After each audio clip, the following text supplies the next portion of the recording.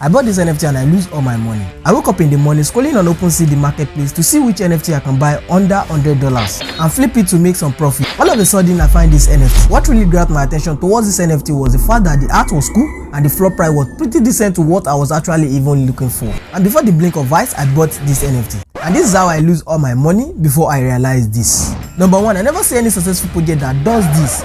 This makes the NFT worthless in the sense that the total supply is more than demand, leading to a single NFT price competition on the blockchain. Secondly, no rarity or utility for the project, which totally render this NFT useless. So this is what you have to take away in this lesson so you as well won't fall victim when buying your next NFT. Number one, never buy any NFT without rarity or utility.